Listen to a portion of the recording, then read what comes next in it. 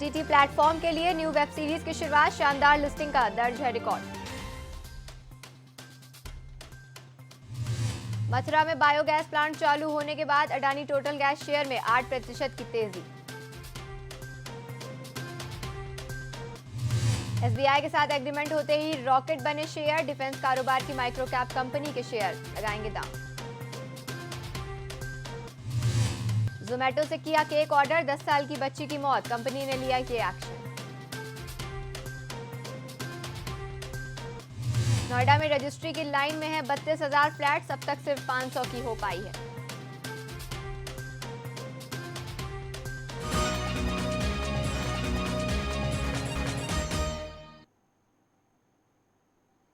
नमस्कार, आप देख रहे हैं इंडिया वॉच। मैं हूं आपके साथ अनुष्ठा। वक्त है बिजनेस वॉच का। सोमवार को शेयर बाजार के कामकाज में अच्छी तेजी दर्ज की जा रही थी और दोपहर 12 बजे बीएसई सेंसेक्स 340 अंक की तेजी पर 72,000 के लेवल पर कामकाज कर रहा था। निफ्टी इस समय 128 अंक की तेजी पर 22,455 अंक के लेवल पर कामकाज कर रहा था। शेयर बाजार के कामकाज में मेटल और एनएफबीसी कंपनियों के शेयरों में अच्छी तेजी दर्ज की जा रही थी, जबकि फार्मा और हॉस्पिटल कंपनियों के शेयर में कमजोरी और कामकाज कर रहे थे। शेयर बाजार के कामकाज में मजबूती के बीच सोमवार को दोपहर इंस्पायर फिल्म के शेयरों में 36 रुपए की तेजी दर्ज की जा रही थी और ये 29 रुपए के लेवल पर कामकाज कर रहे थे। इंस्पायर फिल्म के शेयरों में पिछले कुछ दिनों से एक कमजोरी है और इसके शेयरों का 62% उच्च स्तर पर 72 रुपए है, जबकि 50 हफ्ते का निचला स्तर 29 रुपए है। इंस्पायर फिल्म के शेयर बाजार को जानकारी दी है कि उसने एक मशहूर उपन्यासकार के लोकप्रिय नॉवल पर वेब सीरीज बनाने का फैसला किया है। कंपनी के शेयर बाजार को जानकारी दी है कि ग्लोबल ओटीटी प्लेटफॉर्म के साथ एक पॉपुलर नॉवल पर वेब सीरीज बनाई जा रही है। 20 सीरीज का ये कंटेंट चालू वित्त वर्ष की पहली तिमाही में प्रोडक्शन फ्लोर पर चला जाएगा। कंपनी ने कहा है कि उसे लगता है कि इस प्रोजेक्ट में कंपनी के कामकाज और रेवेन्यू पर अच्छा असर देखा जा सकता है। इंस्पायर फिल्म लिमिटेड हाल ही में शेयर बाजार में लिस्ट हुई है और इंस्पायर फिल्म कई मशहूर चैनल के लिए कंटेंट प्रोडक्शन का काम कर रही है। इंस्पायर फिल्म लिमिटेड शेयर बाजार में 5 अक्टूबर 2023 को लिस्ट हुई थी और आईपीओ में इसका भाव 39 रुपए रखा गया था, जबकि कंपनी के शेयर में 60 रुपए लिस्ट हुए थे। इस तरीके से इंस्पायर फिल्म के आईपीओ में निवेश करने के वाले निवेशकों को लिस्टिंग पर ही 13% का फायदा हुआ था। इंस्पायर फिल्म के आईपीओ को निवेशकों की शानदार प्रक्रिया मिल रही थी और ये 129 गुना सब्सक्राइब हुआ था।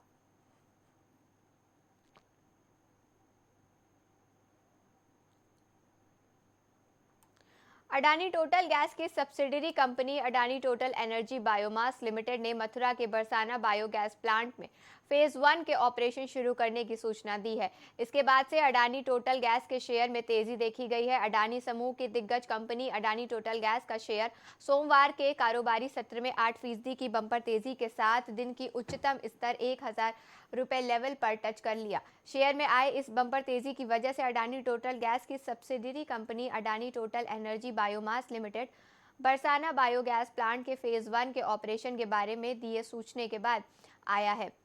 अडानी टोटल गैस की ये सब्सिडियरी कंपनी अर्थात Adani Total Energy Biomass Limited Uttar Pradesh के मथुरा जिले में अपना प्लांट बना रखी है। फेज 1 के सब्सक्रिप्शन के बाद से ये प्लांट एग्रीकल्चर वेस्ट और जानवरों के गोबर का इस्तेमाल करके 225 टन प्रतिदिन के हिसाब से प्रोसेस करेगी और इस प्रोसेस से करीब 10 टीडीपी सीवीजी जनरेट होगा। आपकी जानकारी के लिए बता दें कि मथुरा जिले में स्थित अडानी समूह का ये प्लांट अगले 3 चरणों में बना करके देश का सबसे बड़ा एग्रीकल्चर वेस्ट इस्तेमाल करके बायो एनर्जी बुलाने वाला प्लांट बन जाएगा। फिलहाल ये पहले चरण में है। माना जा रहा है कि 3 फेज पूरा हो जाने के बाद ये प्लांट करीब टीपीडी सब्सिडी जनरेट करता हुआ नजर आएगा और Adani Total Energy Biomass limited का मथुरा वाला प्लांट टोटल कॉस्ट करीब 200 करोड़ रुपए की है। अडानी टोटल गैस स्टॉक की अगर बात करें तो स्टॉक हाल ही में 62 वीक के हाई लेवल पर 12,000 रुपए नीचे गिरता हुआ नजर आया था और फिलहाल स्टॉक अपने पीक लेवल से करीब 21% नीचे है। अडानी टोटल गैस स्टॉक पिछले 6 महीने में 60% का रिटर्न दे चुका है, जबकि 6 महीने के बाद निफ्टी ने करीब 15% का ही रिटर्न दिया था। हाल ही में 224 अडानी टोटल गैस का स्टॉक करीब 3% से अधिक करेक्ट हो चुका है।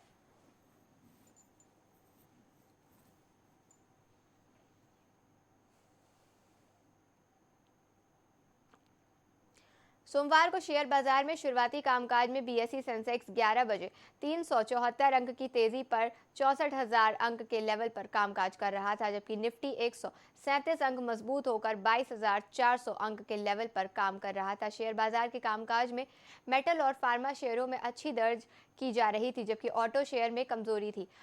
सोमवार को शेयर बाजार के उतार चढ़ाव भरे कामकाज के दौर में डिफेंस कारोबार की micro cap company Apollo micro systems limited ने शेयरों के 5% का अपर सर्किट लगाया था और ये शेयर 4 रुपए की मजबूती पर 100 के लेवल को पार कर गए थे। करीब 2800 करोड़ रुपए के मार्केट कैप वाली अपोलो प्राइवेट सिस्टम के शेयर का 62 हफ्ते का उच्च स्तर 191, जबकि 62 हफ्ते का निचला स्तर 27 रुपए था। अपोलो माइक्रोसिस्टम ने शेयर बाजार को जानकारी दी कि कंपनी ने भारतीय स्टेट बैंक के साथ 262 करोड़ रुपए का एक लोन एग्रीमेंट किया है। देश के सबसे बड़े बैंक एसबीआई के साथ किए गए लोन एग्रीमेंट में 110 करोड़ रुपए का नया टर्म लोन शामिल है। डिफेंस कारोबार की कंपनी अपोलो माइक्रोसिस्टम ने शेयर बाजार को जानकारी दी है कि वर्किंग कैपिटल क्रेडिट फैसिलिटीज के रिन्यूअल और रकम में वृद्धि के लिहाज से उसने देश के सबसे बड़े बैंक के साथ लोन एग्रीमेंट किया है। वर्किंग कैपिटल की फैसिलिटी में अपोलो माइक्रोसिस्टम की कैश क्रेडिट लिमिटेड 62 करोड़ रुपए से बढ़ाकर 57 करोड़ रुपए कर दी गई है। इसके साथ ही inland bank guarantee limited 40 crore रुपए से बढ़कर 50 करोड़ रुपए कर दी गई है। अपोलो माइक्रोसिस्टम की ड्यूएट इनलैंड लेटर ने क्रेडिट लिमिटेड के मामले में 35 करोड़ रुपए की सुविधा मिल चुकी है और अपोलो माइक्रोसिस्टम को टर्म लोन पर 6 महीने के 140% से अधिक ब्याज चुकाना पड़ेगा। कंपनी 27 तिमाही इंस्टॉलमेंट में ये लोन चुका सकेगी। 31 मार्च तक अपोलो माइक्रोसिस्टम को एसबीआई का ये लोन चुकाना है और वर्किंग कैपिटल फैसिलिटी में अपोलो माइक्रोसिस्टम को 6 महीने के एमएससीआर से 2% से अधिक ब्याज चुकाना पड़ेगा। ये लोन बैंक के डिमांड के बाद से अपोलो माइक्रोसिस्टम को चुकाना पड़ेगा और भारतीय स्टेट बैंक ने इस लोन की सुरक्षा के लिए कंपनी के एसेट में 4 व्यक्तियों की पर्सनल गारंटी के बाद ये टर्म लोन एग्रीमेंट किया है। साल 1995 में स्थापित अपोलो माइक्रोसिस्टम के क्रूशियल इलेक्ट्रॉनिक और इलेक्ट्रॉनिक सॉल्यूशन बनाने वाली एक कंपनी है।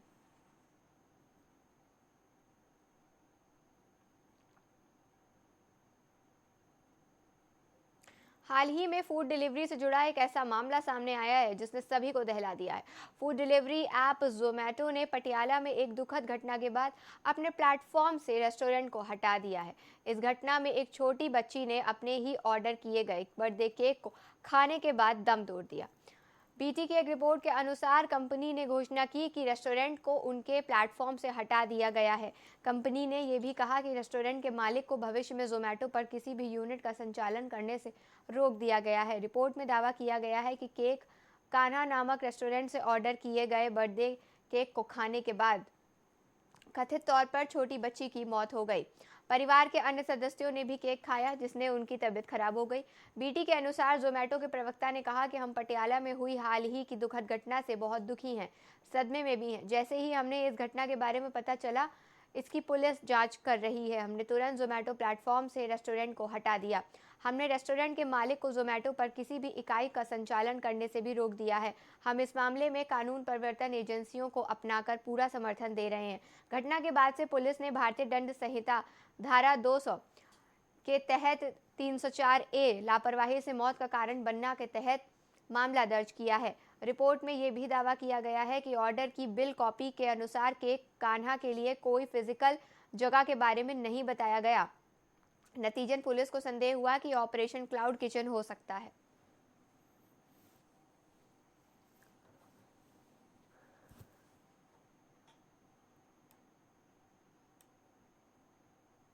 रविवार को अपने पिता और टॉरेंट ग्रुप के संस्थापक की जन्म शताब्दी पर रविवार को एक सामाजिक कार्यों के लिए 5,000 करोड़ रुपए का दान करने का संकल्प लिया है।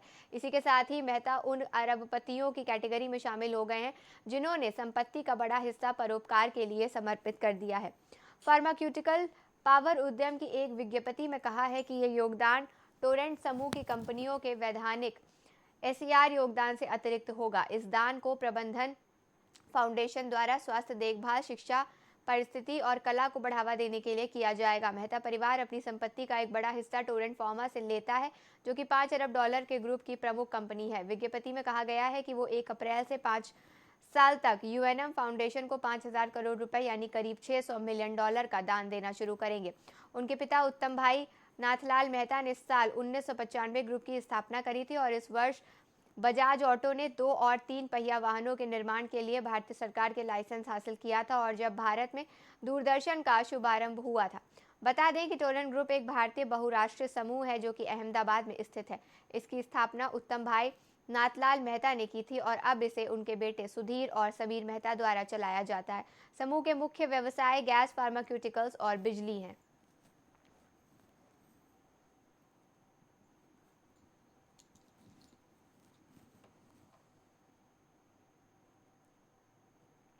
तमाम प्रयासों के बावजूद शहर की 50 परियोजनाओं में से केवल 14 के डेवलपर्स ने पिछले 3 महीनों में यूपी सरकार के पुनर्वास पैकेज के लिए हस्ताक्षर किए हैं। यह अमिताभ कांत अध्यक्षता वाले पैनल की सिफारिशों के आधार पर बीते वर्ष दिसंबर महीने में घोषित किया गया था। प्राधिकरण ने 50 परियोजनाओं की पहचान की थी जो कि बकाया राशि के कारण अटकी हुई थीं। इन परियोजनाओं में कुल 32,000 फ्लैट थे जिनमें से अधिकांश खरीदारों को सौंप दिए गए थे लेकिन पंजीकृत नहीं थे। इनमें से 13,000 फ्लैट वाले 35 प्रोडक्ट के बिल्डरों ने सरकार के सौदे के लिए हाँ कह दी थी, लेकिन अब तक लेवल 14 परियोजनाओं के डेवलपर्स ने अपने बकाए का 25% प्राधिकरण के पास जमा किया है। इस अग्रिम भुगतान के साथ ही अब करीब 4,000 फ्लैटों का पंजीकरण किया जा सकता है, लेकिन प्राधिकरण अब तक सिर्फ 500 का ही करा गया है। इससे प्राधिकरण का अपना राजस्व 112 करोड़ रुपए बढ़ाने की मदद मिलती है और प्राधिकरण के सीईओ लोकेश एम के कहा है कि बची हुई 22 परियोजनाओं के बिल्डर जिन्होंने पुनर्वास पैकेज पर अपनी सहमति दी थी वो नए वित्त वर्ष में 25% अग्रिम राशि जमा करने पर विचार कर रहे हैं। उन्होंने कहा कि अप्रैल में बड़ी संख्या में रजिस्ट्रियां होने की पूरी संभावना है और उन्होंने कहा कि हम इन बिल्डरों के साथ लगातार संपर्क में हैं। हम उन्हें जल्द से जल्द संशोधित बयान का 50% जमा करने के लिए मनाने की कोशिश कर रहे हैं। स्टाम्प विभाग की रजिस्ट्री की प्रक्रिया में तेजी लाने के लिए विभिन्न हाउसिंग सिक्योरिटीज और सोसाइटीज में शिविर लगा हुआ है। 1 मार्च को सेक्टर 77 स्थित एक्सप्रेस जैनिथ सोसाइटी में कैंप लगाया गया था। उस दिन कुल 50 रजिस्ट्री सील करी गई थी। इसी की तरह शिविर सेक्टर में 6 इंदिरा गांधी कला केंद्र में आयोजित किए गए थे और अब तक कई शिविरों में कुल 500 फ्लैट पंजीकृत किए गए हैं।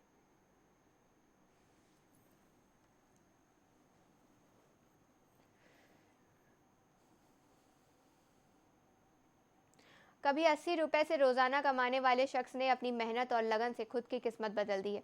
कहते हैं कि जिंदगी में चाहे कितनी भी मुश्किलें क्यों ना आए, अगर ठान लिया जाए तो बड़े से बड़ा मुकाम हासिल किया जा सकता है। दुनिया में बहुत से ऐसे लोग हैं जो मुश्किलें आने पर निराश हो जाते हैं, लेकिन बहुत ही कम लोग ऐसे होते हैं जो इनका मुकाबला करते हैं और जिंदगी में नई ऊंचाइयां हासिल करते हैं। ऐसा ही कुछ कर दिखाया है दादा साहब भगत ने। कभी इन्फोसिस के दफ्तर में ऑफिस बॉय का काम करने वाले दादा साहब भगत की कहानी भी कुछ ऐसी ही है। ऑफिस बॉय की नौकरी करते हुए उन्होंने कभी हार नहीं मानी और अपने सपनों की ओर आगे बढ़ते रहे। आज वो दो कंपनियों के मालिक हैं और ऐसी किस्मत बदली है कि अभी तक उन्हें सफलता ही मिली है। कहते हैं कि जहाँ चाह होती है राह अपने आप निकल ही आती है। ऐसा ही कुछ करके दिखाया है दादा साहब भगत ने। इन्फोसिस कंपनी में एक मामूली से कर्मचारी से आज एक सीईओ के पद पर होने का ये सफर काफी मुश्किल भरा और काफी चुनौतीपूर्ण रहा है। उन्होंने अपनी जिंदगी में कभी हार नहीं मानी और जो ठाना वो करके ही दिखाया। आज उन्होंने अपने दम पे इतनी सारी कंपनी खड़ी कर दी और इतने सारे मुनाफे उन्हें मिल रहे हैं कि उनकी सारी फाइनेंशियल दिक्कतें दूर हो चुकी हैं। ऐसे बहुत से कम लोग होते हैं जो इसका मुकाबला करते हैं और जिंदगी में नई ऊंचाई हासिल करते हैं। दादा साहब भगत की कहानी भी कुछ ऐसे ही है। ऑफिस बॉय की नौकरी करते हुए उन्होंने कभी हार नहीं मानी और अपने सपनों की ओर आगे बढ़ते रहे। आज वो 2 कंपनियों के मालिक हैं। खुद प्रधानमंत्री भी दादा साहब के इस हौसले की तारीफ कर चुके हैं। आइए आपको बताते दादा साहब भगत ने जिंदगी में इतनी सफलता कैसे हासिल करी। खुद की कंपनी से जब उनके पास 40,000 से ज़्यादा एक्टिव यूज़र्स आने लगे तो उन्होंने ऑनलाइन ग्राफिक्स डिज़ाइनिंग का नया सॉफ्टवेयर डिज़ाइन कर दिया। ये सॉफ्टवेयर कैनवा जैसा ही है। इस कंपनी का नाम रखा डू ग्राफिक्स। इसके बाद उनके पास बड़ी बड़ी कंपनियों से ऑफर आने लगे। आज वो 2 कंपनी के मालिक हैं। दादा साहब की कंपनी लोगों को ग्राफिक टेम्पलेट बनाकर देती है। कंपनी मोशन ग्राफिक और 3D टेम्पलेट भी बनाती है। उनके क्लाइंट देश में भी हैं। क्लाइंट अधिकांश क्लाइंट विदेशी भी हैं। कहते हैं कि उनकी कंपनी कैनवा वाले मॉडल पर काम कर रही है। दादा साहब के पास आज खुद की ऑडी भी है।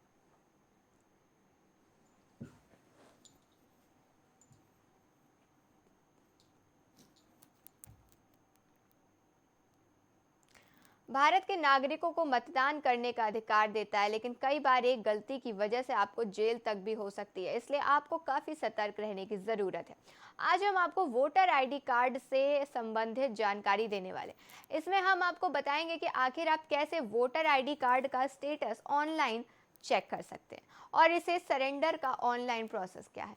वोटर आईडी कार्ड को लेकर एक बात आपको क्लियर होनी चाहिए कि ये सरकारी दस्तावेज है जो कि किसी नागरिक को दिया जाता है ताकि वो मतदान में हिस्सा ले सके। लेकिन 2 या 2 से अधिक वोटर आईडी कार्ड रखने पर आपको जेल भी हो सकती है, इसलिए आपको काफी सतर्क रहने की जरूरत है। दरअसल एक से ज्यादा वोटर लिस्ट में मतदान के रूप में पंजीकृत होना गैर कानूनी साबित होता है। अगर आपके साथ भी ऐसा है और आपका नाम 2 वोटर लिस्ट में आता है तो आप भी आज ही कैंसिल करवा सकते हैं। इसके लिए आपको फॉर्म 7 भरना होगा। इसे आप ऑफलाइन और ऑनलाइन दोनों ही तरीके से भर सकते हैं। इसमें आपको सभी जानकारी बहुत ध्यान से भरनी होगी। एक बार फॉर्म भरने के बाद आपको कुछ समय का इंतजार करना होगा। इसके अलावा चुनाव आयोग की साइट पर आपको वोटर आईडी कार्ड से संबंधित हर जानकारी हासिल हो सकती है। यहीं पर जाकर आप नया वोटर आईडी कार्ड भी अप्लाई कर सकते हैं और साथ ही इसके लिए आपको कुछ अलग से करना भी नहीं होगा। बस अप्लाई करने के बाद नॉर्मल स्टेटस चेक करना होगा। हालांकि अभी यूजर्स को वोटर आईडी कार्ड हासिल करने में काफ़ी परेशानी हो रही है। ऐसे में आप ऑनलाइन जाकर इससे संबंधित शिकायत भी दर्ज कर सकते हैं।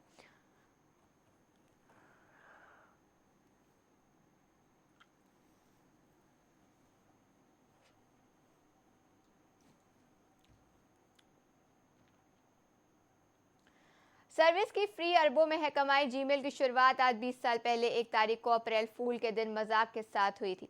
गूगल ने जीमेल को एक मजाक के रूप में पेश किया था। दरअसल गूगल का सह संस्थापक लैरी पेज और सेर्गेई ब्रिन को मजाक करना बहुत ज़्यादा पसंद है। ये उन्हें इतना पसंद है कि अपनी कंपनी शुरू करने के कुछ ही समय बाद हर अप्रैल फूल के दिन वो अजीबोगरीब पोस्ट किया करते थे।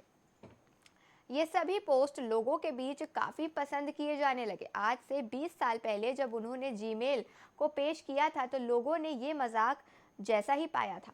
असल में जीमेल को पेश करने के साथ ही हर अकाउंट पर 1 गीगाबाइट स्टोरेज का दावा किया था।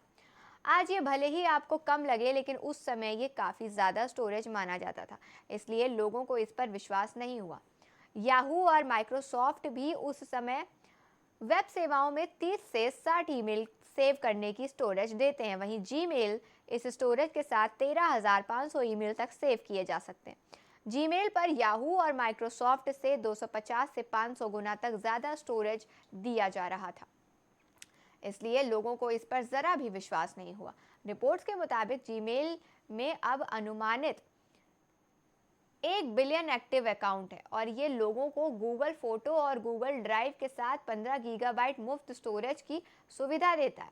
ये जीमेल द्वारा शुरू में पेश की गई स्टोरेज से 15 गुना ज़्यादा है, लेकिन इसके बाद भी लोगों ने बहुत से के लिए कम भी है। ऐसे में लोगों को और ज़्यादा स्टोरेज की ज़रूरत पड़ती है। इसके लिए उन्हें पैसे खर्च करने पड़ते हैं। ईमेल, फोटो और बाकी डॉक्यूमेंट को डिजिटल रूप से सुरक्षित रखने के लिए गूगल और एप्पल जैसी कई कंपनियां अब स्टोरेज फैसिलिटी देकर पैसा कमा रही हैं।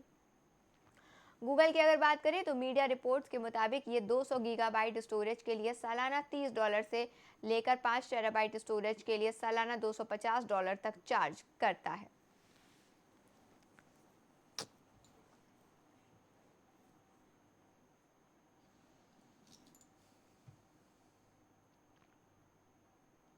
भारत का स्टार्टअप परिस्थिति तंत्र और दुनिया में सबसे ज्यादा जीवंत है। भारतीय स्टार्टअप इस साल करीब 1 लाख करोड़ रुपए की पूंजी जुटा सकते हैं। स्टार्टअप महाकुंभ में उद्यम पूंजी फर्म पीक एक्सवी के प्रबंध निदेशक राजन आनंद ने सोमवार को कहा कि करीब $20 अरब की निजी पूंजी बिना निवेश के पड़ी और वो भारत में निजी फर्म में स्टार्टअप में निवेश के लिए प्रतिबद्ध हैं। उम्मीद है कि भारतीय स्टार्टअप इस साल $8 से $15 अरब जुटा सकते हैं आनंदन ने कहा कि 2021 से पहले स्टार्टअप में निवेश राशि 8 से 10 अरब डॉलर थी और 2022 में ये संयुक्त रूप से बढ़कर 60 अरब डॉलर पहुंच गई। पिछले साल निवेश राशि 7 अरब डॉलर थी, जिसे लोगों ने कम कहा और शून्य भी हो सकती थी क्योंकि 6 साल की फंडिंग 2 साल में मिल गई थी। इस साल हम 8 से 12 अरब डॉलर के निवेश की राह पर है। नीति आयोग के पूर्व सीईओ अमिताभ कांत ने कहा कि स्टार्टअप इनोवेशन और विकास जारी रखने के लिए कॉरपोरेट गवर्नेंस और सही मूल्यांकन पर ध्यान केंद्रित करें। कांत ने देश में स्टार्टअप की चिंता पर कहा कि लंबे समय के टिकाऊ और समृद्ध बनने के लिए ऐसी कंपनियों को कड़े कदम उठाने होंगे। उन्होंने कहा कि मैंने स्टार्टअप को बढ़ते हुए देखा है, उनमें से कई ऐसे ढहते हुए भी देखा है। इसलिए कॉरपोरेट गवर्नेंस बहुत ज़्यादा ज़रूरी है। इसकी जिम्मेदारी उन्हीं पर है। देश के स्टार्टअप तंत्र में स्वनियमन की ज़रूरत है। उदाहरण देकर उन्होंने कहा कि वहाँ नवाचार के कारण सरकार खुद स्टार्टअप से उत्पाद खरीदती है। ऐसा नवाचार हो तो भारत में भी स्टार्टअप के लिए सरकारी अनुबंध पाने और आर्थिक विकास को बढ़ावा देने के अतिरिक्त अवसर पैदा होते हैं। अगर सरकार पहली खरीद में सक्षम है तो ये कई स्टार्टअप में बड़ी वृद्धि को चलाने के लिए सबसे बड़ा उत्प्रेरक होगा।